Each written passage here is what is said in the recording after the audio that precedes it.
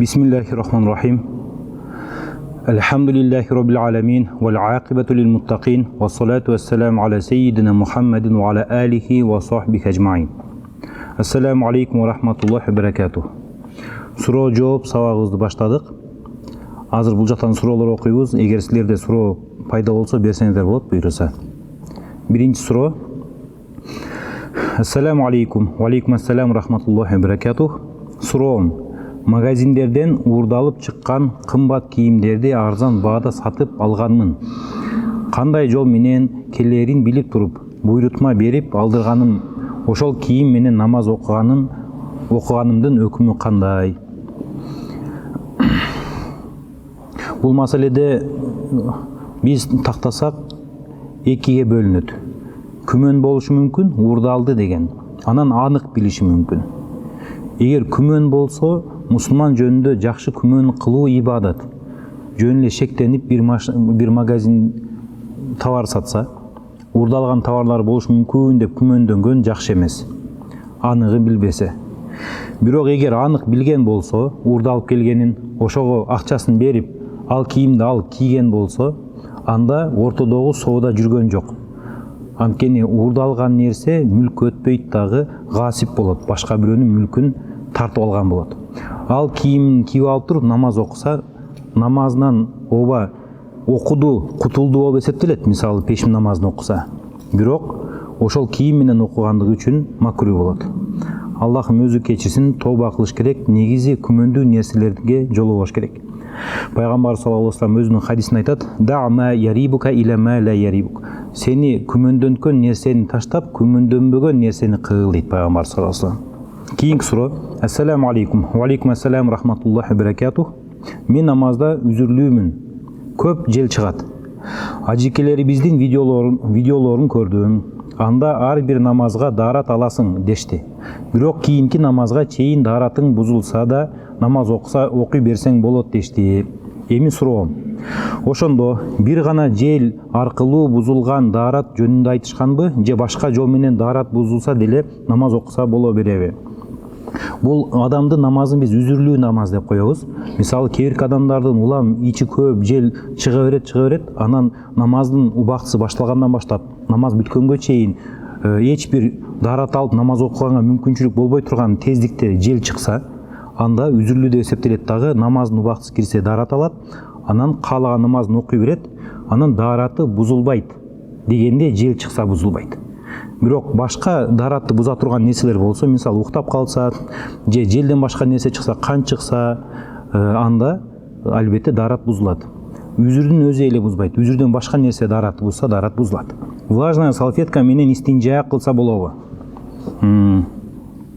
Истинжа деп биз ажатканага барганда тазаланганда айтабыз. Бул даараттын жанагы парыздарына кирбейт, бирок тазалыктын парыздарына кирет. Истинжа алыш сүннөт болушу мүмкүн. Сүннөт дегенде жанагы чыкчуу жерден кичинерээк болуп калса бузулган жер. Эми таза болуп калса сүннөт болушу мүмкүн. Бирок чыкчуу жерден кичинерээк же өзү менен тең болсо, анда кетириш важип болуп калат. Чыкчуу жерден нажасат көп болуп кетсе, жууш, кетириш парз болуп калат да. Ошондо бул суроодо влажная салфетка менен истинжа кылсам болобу дейт. Влажная салфетка нымдуу болгон үчүн, анан жанагы нажасатты толук кетиргендиги үчүн истинжа кылса болот. Бирок негизи истинжа эки нерсе менен кылынат. Кургак истинжа бар, мисалы кагаз менен эле кургатып коет, анан жууп кылат. Ушул экөөнүн кайсынысы жакшы десе, экөөнү тең кылган жакшы. Биринчи кургатып, анан жууп, кайрадан кургатат. Влажная салфетка буйруса ушулардын баарын аткарган болуп эсептелет. Влажная салфетка менен истинжа кылса уруксат. Аял күйөөсүнүн уруксаты менен ата-энесине кетип 3 күндөн ашык 1-2 ай эс алып жүрсө, нике бузулабы? Кайра нике кыйдыруу керекпи? Шариатта өкүмү кандай? Нике бир гана эркектин оозунан бузулат. Башкача бузулуу түрү жок. Же өзү ошол өзүнүн оозундан чыккан сөздү тапшырышы мүмкүн аялына, же өзү атайын айтып бузушу мүмкүн. Ал талак деген сөз. Кудай сактасын, эми эч ким оозуна салбай эле койсун, эки түрдүү болот. Ачык айтылган, анан кийин кыйытма айтылган талаптар болот. Ошол нерсе айтылбаса, нике бузулбайт. Канча жыл аралыкта, мисалы алыстыкта болуп, анан чогуу жашабай калса деле, келин таарынып кетип калса деле, кайненесинин төркүн үйүндө жүрсө деле, нике баары бир бузулбайт. Кайра келип жашай берет. Болгон эгер эркектин оозунан кыйытма мааниде же түз мааниде жанагы ажырашуу сөзү чыкса, анда нике бузулуп калышы мүмкүн. Ошон үчүн бул суроону сураган адам нике окутпай эле кадимкидей келип жашай беришет иншалла. Мектепте окуйм. Курдаштарым жаман иш аракеттерди кылышат. Ошолор кылган нерсени мугалимге айтып берсем мага күнөө болобу? Классташтары жаман иш кылышат экен, мисалы сөгүнүшөт деп коелу, же тамеки тартышат, же наркотик чегишет. Ушуну айтып койсом күнөө болобу, болбойбу дейт. Жаман нерсе айып, күнөө. Мусулмандын күнөөсүн жашырыш ибадат болот. Качан? Аны уят кылбаш үчүн. Жана ал адам күнөө кылганын билгендиги үчүн. Ал эми негизи эле башка бирөө жөнүндө сүйлөө дагы күнөө, гыйбат. Бирок гыйбат уруксат болгон учурлар бар.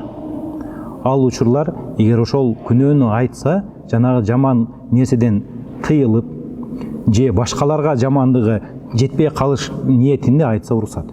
Ошон үчүн бул окуучу классташтарын туура эмес кылган нерсесин ушулар кылбасын, ата-энесине айтып барсын, токтотсун, мисалы тамеки чексе, наркотик колдонсо деген мааниде классташтары туура эмес кылган нерсени мугалимге айтса күнөө эмес, кайрадан жакшы болот. Анткени бул жерде максаты башкаларга дагы өзүнө дагы ошол зыян тийбеш үчүн.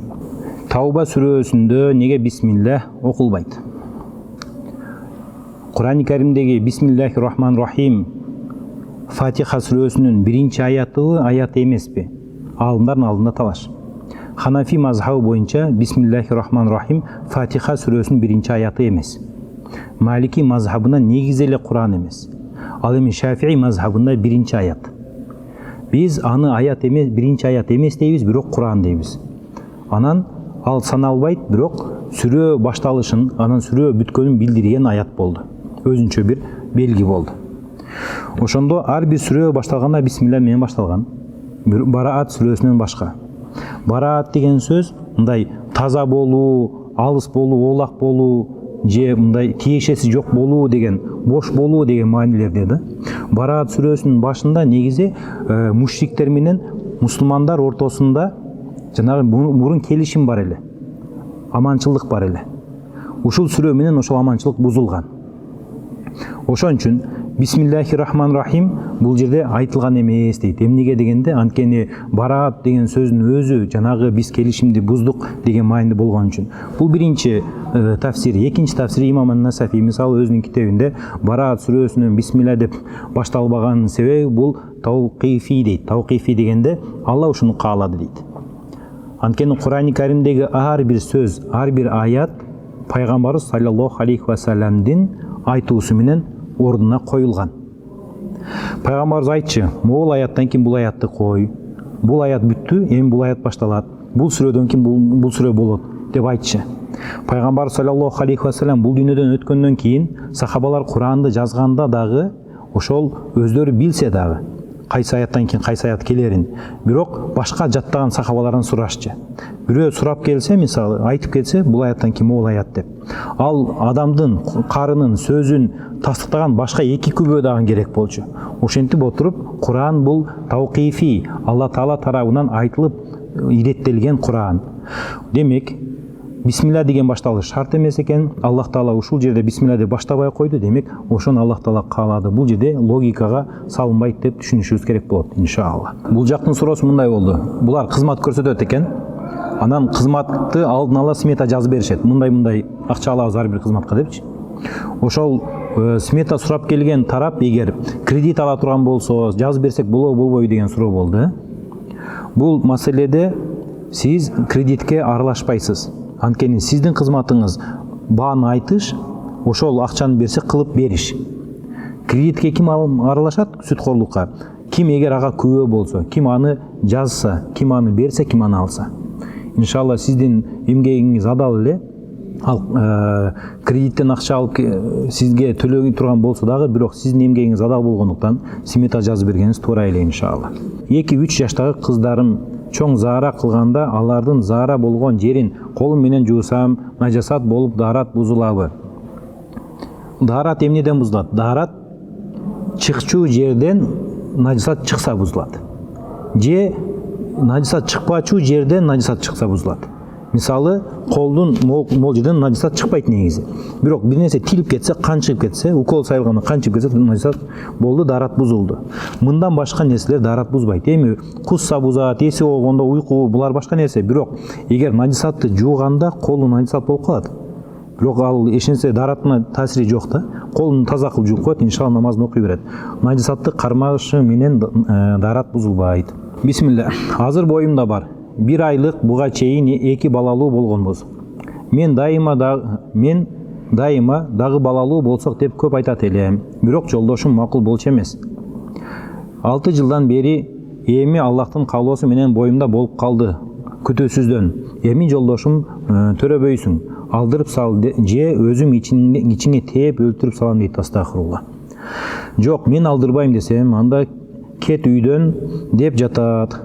Балдарды бербейм, көрбөйсүң деп. Эми эмне кылышты билбей калдым. Төрөйм деп тырышып тура берсем, төрөгөнгө чейин көп сөз угуп стресс болуп балага чоң зыян берип аламбы деп корком. Жолдошум төрөгөндөн кийин деле тынчтык бербейт го. Үй бүлө үчүн, 2 балам үчүн боюмдан алдырып салсам болобу, канчалык күнөө болот? Астагфирулла. Негизи мындай эркектер эркек эмес да. Анткени ишти кылганды билет, кесепетине жооп бергенди билбейт. Бул жерде өтө чоң жанагы күнөө жатат, ар ким өзүнүн милдетин аткарбагандыктан. Анан бул адамдардын ыйманы алсыз. Анткени эч бир адам өзүн дагы, баласын дагы өзү бакпайт. Баарын Аллах Таала ырыскылайт. Ошол нерсени билсе, ыйманы бекем болсо, намазга бекем болсо, мындай надандык сөздөрдү, капырдык сөздөрдү айтпайт эле. Астагфирулла. Эми 2 балам бар. Күйөөм урушат. Боюмдан алдырсам болобу деген сөз болду. Боюнан алдыруу канчалык күнөө? Боюнан алдыруу кадимкидей эле адам өлтүрүү. Болгондо дагы бейик күнөө адам өлтүрүү. Бунун кесепети оор. Кудайдан коркуңуздар. Аллах Таалага таяныңыздар. Дуа кылыңыздар, иншалла күйөөңүзгө хидаят берсин. Бул биринчи жооп. Бирок мен билбейм күйөөсүнүн ниети чындап эле кандай экенинчи. Анткени бул суроону аял киши берди. Аял кишинин сөзүн угуп туруп эле бир нерсе деп коюш дагы кыйын да. Укканда 2 тарап тең угуш керек. Балким күйөөсү башкача маанинде айткандыр, балким андай айтпагандыр. Ошон үчүн эми чындап эле ушундай айта турган болсо, жана биринчи жооп. Бирок эгер күйөөңүз андай деле мыкаачы болбосо, сиз алдап салдап, мисалы, кой балалуу бололу деп баланын пайдасын көрүп, балким ушул бала иншалла силерди кийин багар. Ошондой ниетте үй бүлөнү бузбай, баланы курсактан түшүрбөй жашашыңар керек болот. Аллахым өзү хидаят берсин. Астагфирулла. Менин суроом, ооруканада жатканда намаз окуганга ылайыктуу жер табуу кыйын болуп калат. Кандай кылсам болот? Же баары жатканда бөлмөдө эле окуймунбу? Намаз окуганга ылайыктуу жер же ылайыксыз жер болбойт. Баардык эле жер ылайыктуу, иншалла. Ооруканада болсоңуз, төшөктө жатсаңыз, анда кыблага карап туруп намаз окуй бересиз. Тура албасаңыз отуруп окуйсуз, отурбасаңыз жатып окуйсуз. Болгону сиз эгер ден соолугуңуз жакшы эле болсо, туруп отуруп руку сажда кыла алсаңыз, анда ошол сажда кылган жерди эле башка бирөө баспайбы? Астына сутра коюп алып, тоскоч коюп алып намаз окуй беришиңиз керек. Башка адамдар айтабы, жаман көрөбү, анысына карабаңыз. Эми ошол жерде жатат экенсиз, окуганга аргасызсыз. Адамдардын болушу намазды таштап коюуга шылтоо болбош керек. Аны таштап, убактысынан кечиктирип, түндөсү окуганга болбойт. Өз убагында окуганга аракет кылыңыз, иншалла. Ассаламу алейкум, алейкум ассалам, рахматуллахи баракатух. Менде суроо бар эле. Мен Европада фура айдап иштейм, шартка байланыштуу. Намаздарымды машинанын ичинде окуйм. Кыбыла бир аз туш келбей калган учурда болот. Ошол намаздарым кабыл болобу? Машинаңыз эгер токтоп турган болсо, анда намазы машинанын ичинде кадимкидей тике туруп, руку сажда кыла ала турган болсоңуз, ичинен окусаңыз болот. Бирок машина жүрүп баратканда, кыбыланы карабай турганда парз намаздарды окусаңыз болбойт, өтпөйт. Ошон үчүн ар бир парз намазынын убагында бир 5 мүнөткө токтой калып окушуңуз керек болот. Дааратканага деле чыгып атпайсыз, мисалычы. Ошон үчүн намазды жерде эле окуш керек машинада болгондо. Ассаламу алейкум, алейкум ассалам, рахматуллахи баракатух. Устаз, биздин ДЦП балабыз бар. Тилекке каршы отурбайт, сүйлөбөйт, баспайт. Акылында артта калуу бар. Баланын акылында көйгөй болгон болсо, уккан эле врач барып ооруканаларга барып көрүнө берүү туурабы, же ушул абалды кабыл алып, жакшы кам көрүп, тамагын убагында берип, оорутпай караган жакшыбы? Аллахым мындай сыноолордон сактасын, эч кимдин башына салбасын. Чындап эле ата-эне үчүн дагы, башкалар үчүн дагы оор сыноо. Бирок эмне кыла алабыз? Биз кул экенбиз, пенде экенбиз. Аллах Таала падыша эге экен, каалаганын кылат экен. Аллах Тааланын кылган эч качан зулумдук дей албайбыз. Демек ушул нерседе жакшылык бар. Бирок ошон үчүн бала баары жакшы болбойт деп карабай коюш керекпи? Же жакшыртканга айыктырганга аракет кылыш керекпи? Мындай балдарды негизи симптомдору гана дарылашат, массаж коюшат. Эгерде акылында оорусу жок болсо, баланы кыйнап укол, дары-дармек аппараттар менен подопытный кролик кыла берген туурабы, туура эмес болуп калбайбы деп ойлоп жатам, же адашып жатамбы? Оюңузду айта кетиңизди суранам дейт. Аллахым өзү сабыр берсин, балаңызга шыпа берсин иншалла. Кандай гана себеп болсо, ошонун баарын аткарыш керек болот. Эгер ал адал себеп болсо, шариятта уруксат болгон себеп болсо. Жөн эле бул оорукчан экен, баары айткенде дарылабай коюш албетте туура эмес. Ассаламу алейкум. Алейкум ассалам. Жаңы төрөлгөн балага азан айтып жатканда сөзсүз атын айтыш керекпи? Менин балдарыма чоң атам азан айткан, бирок атын айткан эмес. Көпчүлүгүнөн угам, атын айтып азан айтат деп. Ошондо биз кайрадан балдарыбызга азан айтышыбыз керекпи? Негизи азан бул намазга чакырылат, андан башка жерде сүннөт эмес дейт. Ооба, намазга гана сүннөт азан айтыш. Бирок кээбирки жерлерде азан айтыш мустахаб, мандуб деп келет, жактырылган деп. Ошолордун бири төрөлгөндө ымыркайдын кулагына, оң кулагына азан, сол кулагына камат айтат. Эми ат коюунун сүннөтү кандай? Атты биринчи күнү же 7-нчи күнү коет. Айырмасы жок, 7 күнүн аралыгында койсо болот, андан кийин деле койсо болот. Бирок ат коюп атканда азан айтыш керек, же азан айткандан кийин ат койсо болбойт деген түшүнүк жок. Азан айтып, ат койгон жакшыраак. Эгер атты тандай элек болсо, азан айтып кое берет, иншалла эч нерсе эмес, кийин анан атын коюп коет. Бул суроонун жообу, кийин ат койсоңуздар, чоң атаңыздар азан айткандан кийин азан айтып кереги жок. Ассаламу алейкум. Ва алейкум ассалам устаз. 5 балабыз бар. Аллага шүгүрлөр болсун. Кичинебиз 6 айлык. Эмчектен чыгарып ишке чыксам болобу? Күйөөмдүн тапканын жеткире албай жатабыз. Жолдошумдун ден соолугуна бир аз көйгөй бар. Аллахым өзү жеңил кылсын. 5 балаңыздар бар экен, 5-инчиси 6 ай экен. Негизи эмчектен чыгаруу маселеси боюнча баланын акысы 1 жаш, 2 жаш же 2,5 жашка чейин эмүү акысы бар. Бирок ата-эне машвара кылып кеңешип, анан тамакка кирип калса, эмчектен чыгарса шариятта уруксат, эгер балага зыян болбосо. Ошон үчүн 6 айлыктан кийин тамак жеп баштаса иштесеңиз болот, эгер күйөөңүз уруксат берсе албетте. Болгону тамактан башка дагы жана кошумча сместер жеп калат да бала. Бирок эң жакшысы албетте эмизүү. Сизге кайрылуумдун себеби коллежге тапшыргам. Хиджаб кийем шариаттын негизинде. Намаз дагы тургузгам, дагы да жакшыртууга аракеттенем. Коллежде окуучулар менин көкүрөктү жабып турган жолугумду кийимиңе киргиз деп айтышууда. Ачуулуумун аларга шарият боюнча салдым десем, бул мусулманский заведение эмес, мамлекеттик заведение деп жатышат. Эмне кылсам болот? Негизи аурат жабылса болду. Анан хиджабтын тууралыгы көкүрөк жабып турушу. Туура хиджаб ошол. Көкүрөк жаппай турса, анда ал жанагы туура эмес хиджаб болуп калат. Ошондо көкүрөгү жабып же башка бир кийим менен жабып койсо туура эле. Ал эми сөзсүз көкүрөктү ачып, кийимдин ичине кийиш керек шарт деген албетте бул туура эмес. Ошондуктан мыйзамдарыбыздан ал каралган эмес, каалагандай тагына бересиң, иншалла шариятка туурараак. Бирок тыканыраак болуп ал дей турган болсо, андай таризде болсо, ошол тыкан кандай болсо дагы тыкан таза тагынсаңыз жакшы иншалла. Эч кимде жок.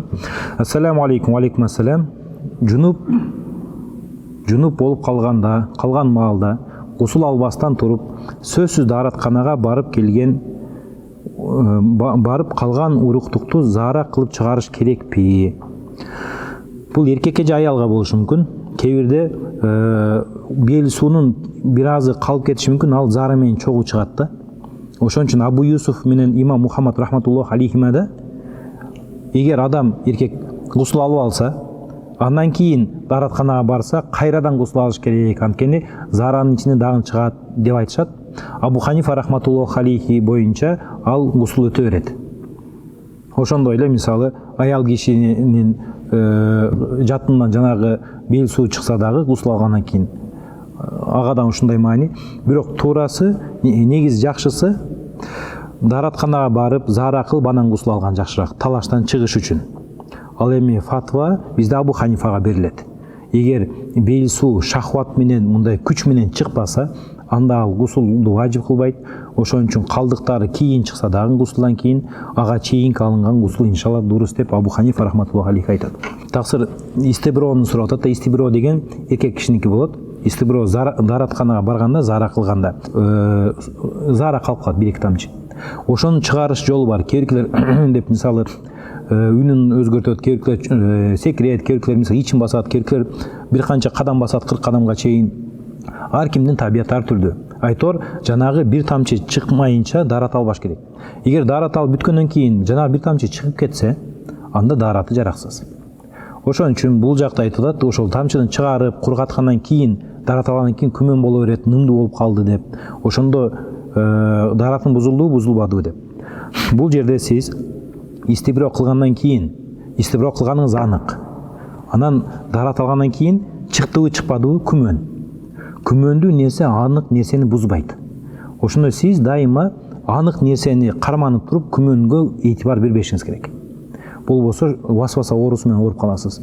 Шайтан көп адамдар намазын ушул нерсе менен бузат. Улам эле даратканага алып бара берет, надисат бар дей берет, истибра болбой калды дей берет. Эгер истибра кылганыңыз анык болсо, жакшы эле күтүп анан дарат алсаңыз, андан кийин ошондой нымды сезсеңиз дагы күмөндөнсөңүз, күмөн анык нерсени кетире албайт айтар. Ассаламу алейкум. Ва алейкум ассалам рахматуллахи ва баракатух. Чоочун эркектерден калган тамакты аялдар ичсе болбойбу? Анан төгүш керек болобу? Бул ысырап болбойбу?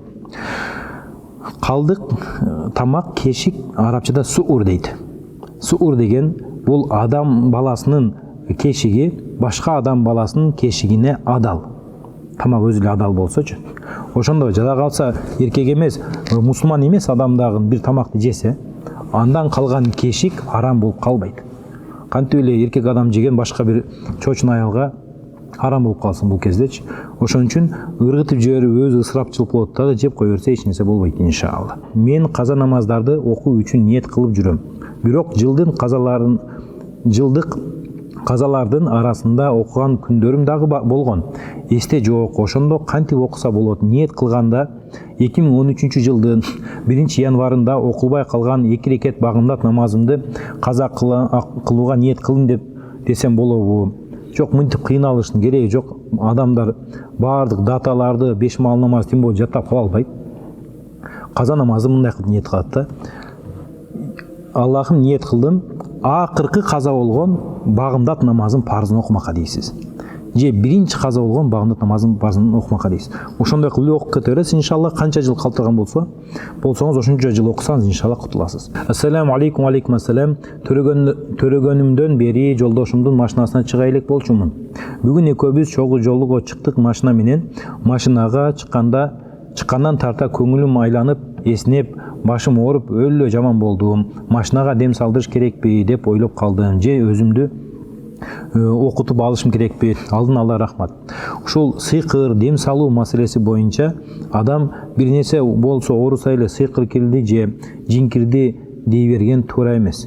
Албетте намазына бекем болуш керек адам, жатаарда дуаларга бекем болуш керек, турганда дуаларга бекем болуш керек. Анан бул нерселерди күмөн санап эле баш ооруса, кускусу келсе сыйкыр кирди дей берген туура эмес.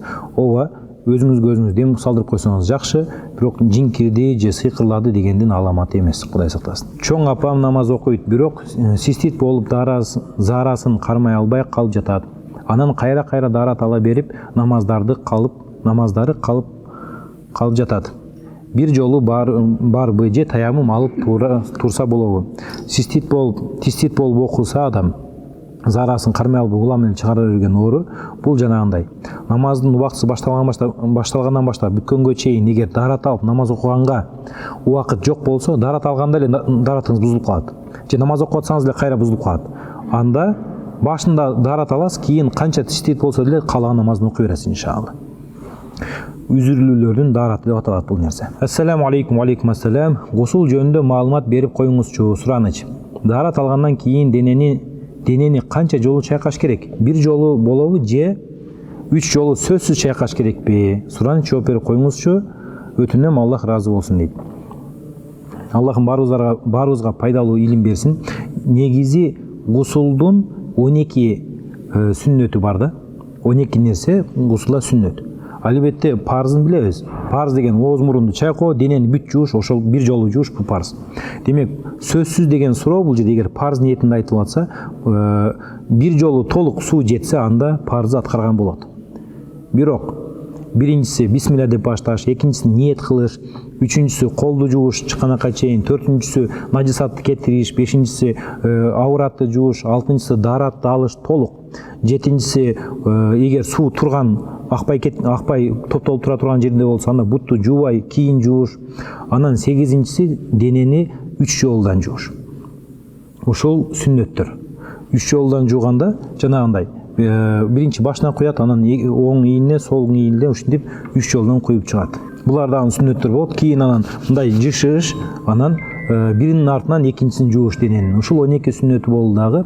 Буларды аткарган жакшы албетте. Бирок бир эле жол жууса албетте гусул өтөт иншалла. Мен намаз окуйм, бирок жолук салынбайм. Салынайын десем апам каршы болот. Эмне кылсам болот? Намаз кандай парз болсо, жолук дагы ошондой парз. Ауратты жабуу парз анткени. Ошондуктан эгер ата-энеңиз каршы болсо, анда пайгамбар саллаллаху алейхи вассалам хадис бар. Ла таата лил махлук фи маасиятил холик. Жаратканга күнөө кылууда жаралган нерсеге баш ийилбейт дейт. Ата-энеңиз ошо сизге окшогон эле Кудайдын кулу.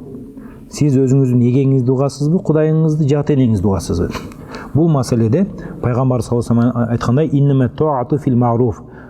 Жакшы нерседе итаат кылабыз ата-энеге. Бирок ата-эне жамандыкка чакырып атса, күнөө кылууга, ауратты көрсөтүүгө чакырып атса, анда итаат кылыш өзү күнөө болуп калат. Аллахым ата-энеңизге хидаят берсин. Ассаламу алейкум. Алейкум ассалам. 14 жыл алдын үй салып, ошого жыгач саткан магазинге карыз болгом. Азыр ошону берейин деймин. Ошондо шариаттын өкүмү кандай?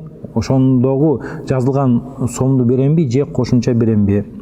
14 жыл мурун көп эле узак сиз карызды бербей жүрүп турсуз, бирок берсеңиз ошол эле сумманы бересиз. Бирок көңүлдөн чыгарып, ошол жылы сиз алган суммага эмне келсе, ошонун кунундай, мисалы, эт канча сом болсо ал кезде, ошонун кунундай берсеңиз дагы жакшыраак. Бул риба болбойт, сүткорлук болбойт. Анткени сүткорлук алып атканда шарт кылып берүү. Мен сага берем, бир канча күндөн кийин мынча кошуп бересиң, ушул риба. Бул маселеде иншалла риба эмес. Ассаламу алейкум. Алейкум ассалам. Келинчегимдин боюнан түшүп калды. Кошулса болобу же 40 күн күтүш керекпи? Аллахым өзү иншалла сиздерге шапаатчы кылсын, балдарыңыздарды. Мунун артынан көп салих перзенттерди берсин. Эми боюнан түшкөндө ал нифас көрбөйбү, баланын толук мындай адам кейпинде болбоду, ошого жараша болот. Башкача айтканда, бул жерде мәләм ятабайян деп коет да, мисалы, эстабину деп коет. Адамга окшошуп калса, эгер колдору, тырмактары, чачтары чыгып калса, анда бойдон түшкөн бала болуп эсептелет дагы, көргөн кан нифас болуп эсептелет. Жума менен эсептегенде ар түрдүү алымдар ар түрдүү айтышат, бирок көбүнчөсү ушул 10-11 жумалык болуп калса дейт да. 10-11 жумалык болгондо бала кадимкидей эле баягы билинип калат экен адам болупчу. Кээ биркилер айтат, сууну куйса, эгер суу менен кошо кан агып кетип, эч нерсеси калбаса анда болбойт, эгер калса адам болот. Ар түрдүү факихтердин сөздөрү бар. Бирок ошо жумага эсептей турган болсок, 11 жумадан кийин боюнан түшсө, бул кишинин аялынан, андан кийинки көргөн нифас канча күн болсо дагы, андан кийин көргөн кан нифас 40 күнгө чейин.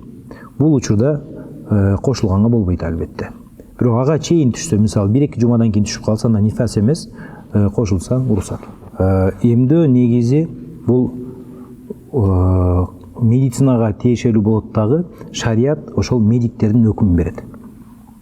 Эмденүүнүн жардамы менен көп балдар мисалы азыр жана детская смертность деп коет, ошодон аман калып атат, ошонун себеби менен. Мисалы мурун 3-төн 1 бала өлсө, азыр болсо анын саны жок эсе. Ошон үчүн азыркы замандын талабына жараша кээ-бирки эмдөөлөрдү шариятта алыш керек болуп калат. Албаса бала ооруну же оор көтөрөт, кызамыкка окшогон ооруну же чарчап калышы мүмкүн, Кудай сактасын. Ошон үчүн таза эле эмдөө бул башка бир капырлардын же дин душмандардын максаты, алар адамдар жок кылайын деп атат деген сөздөр менен эмдетпей койсо бала өзү кыйналып калышы мүмкүн. Ошондуктан бул маселеде факихтер врачтарга тапшырат да.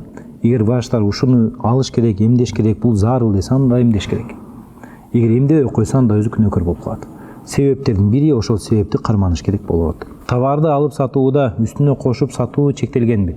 Мисалы 300 сомго алсам, качественный көрүнүшү жакшы болсо, 700-800гө сатсам болобу же өзүнүн баасынан ашырбаш керекпи? Негизи Алла Таала мусаир дейт да, мусаир дегенде бааны коюучу Алла Таала деп коет. Бул пайгамбар саллаллаху алейхи вассаламдын хадиси бар. Пайгамбарыбыздын заманында сахабалар келип Мадиналыктар айтат, бааны бычып бербейсиңби, адамдар содагерлер кымбаттатып жиберип атат десе, Аллах Таала баа коет деген да. Ошого жараша дайыма бир нерсе содага чыкса, базарга, анда ал нерсенин баасын базар өзү аныктап коет. Эгер конкуренттер көп болсо, баа ошого жараша түшө берет. Ошон үчүн шариятта чектөө жок баа коюуда. Каалаганча сата берет. Бир гана кээ-бирки алымдардын көз карашы боюнча жашоого өтө зарыл биринчи кезектеги керектүү нерселер болсо, мамлекет тарабынан чектөө койсо шариятта уруксат.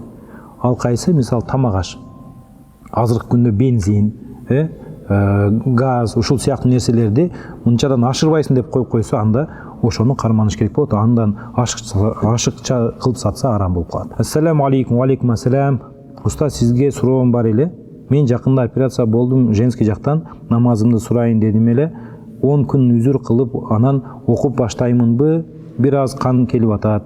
Если 10 күндөн кийин окуп баштасам, туруп окусам болобу, отурганга болбойт, деди врач. Минимум 1-1,5 ай. Негизи операциядан кийин кан көрсө, акыркы тазалыгын карайт да. Акыркы айызын карайт. Акыркы айыздан кийин аял киши 15 күндөн кийин эгер кан көрсө, анда аны айыз деп эсептей берет. Мисалы, бир жума мурун айызы бүткөн, анан операция болду, кайра кан келип калды. Ал кан айыз эмес. 2 айыздын ортосу 15 күндөн кем болбош керек.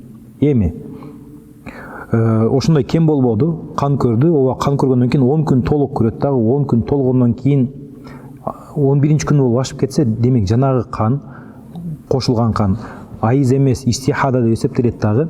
Аял кишинин адаты эгер 7 күн болсо, 7 күнүн айыз деп эсептейт, калган 10 күнүн 3 күнүн каза кылып окуп бериш керек болот. Ошондо бул аялдын суроосу, туруп окусам болобу дейт. Ооба, кайсы парзга кудуретиңиз жетсе, ошол парзды аткарасыз. Тура аласызбы, туруп окуйсуз. Руку кыла албайсызбы, эч нерсе эмес. Отура аласызбы, отуруп окуйсуз. Бирок тура алсаңыз, отуруп окусаңыз болбой калат.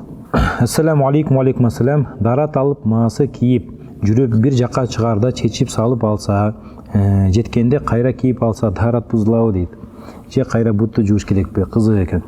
Дарат маасыны кийгенде, дарат алып туруп, дарат бузулганда ошо бут таза болуп эсептелет, үстүңкү даратты ала берет. Анан бутту чечер менен, ошол буттун жарымдан көбү чыгаар менен кончунан маасынын, анда дарат бузулуп калат, кийин кийсеңиз болбой калат. Ассаламу алейкум. Ва алейкум ассалам. 4-5 жумалык боюнда болуп ооруп врачка барса, бир канча дарыларды ичүүнү айтат. Ичпесең боюңдан түшүп калат деп. Баласы кичине болуп же азырынча экинчи жолу балалуу болууга даяр эмесмин деп, ал дарыны ичпей коюп боюнан түшүп калса, аял күнөөкөр болобу? Астагфирулла, күнөөкөр болот да. Мындай да, шариятта себепти алдын алса болот. Бирок себеп ишке ашкандан кийин уже аны токтотконго болбойт. Башкача айтканда, бел сууну, уруктукту бел суну аялдын яйцеклеткасына жеткирбей эле уруктандырбай койсо уруксат. Буга жана сактануу жолдору бар. Бул шариатта жайыз. Бирок бел суу уруктукка яйцеклеткага жетип, анан уруктанып, уже процесс башталып кетсе, ал Аллах Тааланын тагдыры. Ал нерсени токтотконго болбойт. Бир күндүк болсо дагы. Ошон үчүн боюнда болсо, ушул түшүп калса деп ниет кылып тамак ичпей коюу ал туура эмес, күнөө болот. Рызкыны сиз бербейсиз, Аллах Таала берет. Ошон үчүн тамак дейм, дары ичип жанагы балаңызды сактап калганга аракет кылыңыз. Ассаламу алейкум, ва алейкум ассалам. Шафи мазхабы боюнча асырдын убактысы Ханафи мазхабынан 40-45 минут эрте кирет. Мен Шафи мазхабын карманган аймакка келип бешим жана асыр намазын саат медиадагы Ханафи убактысы менен 7 ай окудум. Андан кийин Шафи убактысы менен окуп жүрөм. Намаздарым кандай болот? Кайтарып окушум керекпи? Бул маселе биз көп айтабыз ушул сабакта. Талаш маселе. Асырдын убактысы качан кирет десе, ар бир нерсенин көлөкөсү 2 эсе болсо дейт Абу Ханифа рахматуллаху алейхи. Имам Абу Юсуф менен Имам Мухаммад рахматуллаху алейхиме 1 эсе болсо кирет дейт. Биздин мазхабта эле 2 имамыбыз Имам Шафийдин сөзүн айтат да ошондо. Ошон үчүн талаштан чыгыш үчүн, анан көп жамаатты ээрчиш үчүн, эгер сиз Шафий өлкөсүндө жашап калсаңыз, алардын имамына уюп намаз окуй бериңиз. Туурасы ошол. Бирок өзүңүз окусаңыз, жамаат менен окуган эмес болсоңуз, анда күткөнүңүз жакшы асырдын убактысын. Мисалы Ханафи болгон Туркияда деле Шафийлерче азан айтылат да асыр намазыначы. Анан эл намаз окутса жамаат менен окуй койгонуңуз болбойт. Абу Ханиф Имам Абу Юсуф, Имам Мухаммад дагы ошол сөздү айткан, ошон үчүн уюп койсоңуз эч нерсе болбойт иншалла.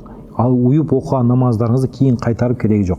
Ассаламу алейкум, ва алейкум ассалам. Менин суроом, Алла Тааланын кайсы бир белгилүү ысымдарын канча бир жолу окуп, кайталап, зикир кылып жүрсө, ар кандай пайдаларын алып келет дешет. Ушул туурабы? Мисалы я Хамиду деп 93 жолу 45 күн катар окуса, орой мүнөз оңолот, дагы башка ушул сыяктуу амалдарды кылган болобу? Бул амалдар хадистерде айтылбаса, бирок аалымдар ушул нерсени туура көрсө, анда кылса болот.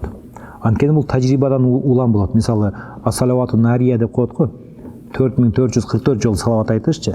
Бул тажрибадан өткөн адамдар ушуну кылса, дуалар кабыл болгондуктан ошону кылат. Ошон үчүн тажриба катары кылсаңыз иншалла шариатта эч кандай тыюу жок. Мен YouTube курсун окуп жатам. Нейросеть аркылуу сүрөт жасап, видео жасап киргизсек болобу? Нейросеть тарткан сүрөттөр бул жана пайгамбар саллаллаху алейхи вассалам тыйган сүрөттүн өкүмүнө кирбейт. Пайгамбарыбыз айткан, ким эгер сүрөт тартса, ал кыяматта ошол сүрөткө жан бер деп, жан бермейинче кыйналат деген, азапталат деген эмеси бар. Хадис бар пайгамбар саллаллаху алейхи вассалам.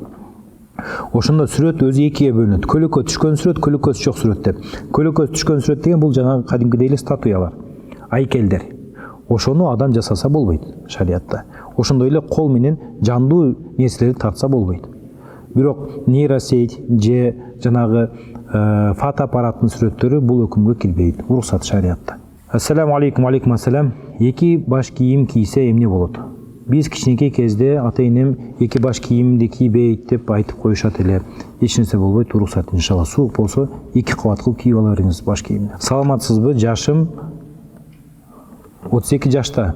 Чачым агарып кетти. Боек менен боеп алсам дурус эле болобу? Китептерде эркектер чачын боесо уруксат дейт кооздук үчүн. Бир гана кара түстөн башкасына. Кара түскө боё шариятыбызда макру, жактырылбайт.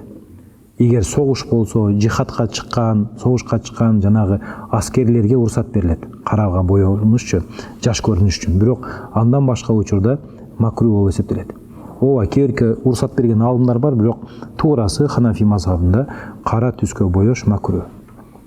Андан башка түстөргө боё берсе болот иншалла. Кошунам садикте иштейт, творог алып келип мага берди. Ошону жесем күнөөкөр болбоймунбу? Сиз алып атканда сурашыңыз керек болот. Бул творогту балдар жебей койгондон кийин ачып кетпесин, төгүлбөсүн деп алып келип жеп атасыңбы, мага берип атасыңбы?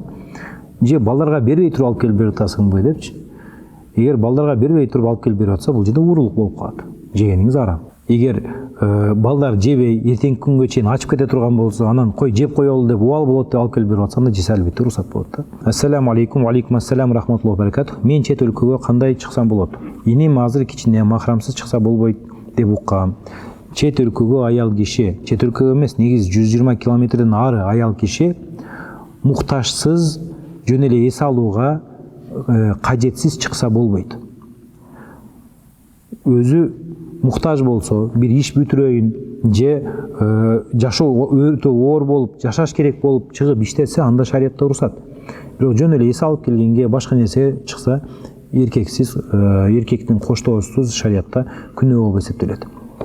Ошого жараша сиздин эгер сапарыңыз зарурат болсо, аргасыздан өтө муктаж нерсе үчүн болсо, анда шарият уруксат берет. Намахрам эркектер менен аралашпашыңыз керек болот. Азыркы учурда баланын жынысын кыз же бала экенин эсептеп беребиз деп чыгып жатат. Ушул нерсенин өкүмү кандай болот? Курсактагы бала кыз болобу, бала болобу, Алла Таала гана билет. Албетте себебин кылып, андай кылса болушу мүмкүн. Бирок негизи Аллах Таалага тапшырыңыз, иншалла, анан Аллах Таала бергенин алыңыз. Сиз ким экенсиз Аллах Тааладан каалаганыңызды талап кылгандайчы. Аллах Таала баланы берет, баланы алыңыз, кызды берет, кызды алыңыз, иншалла.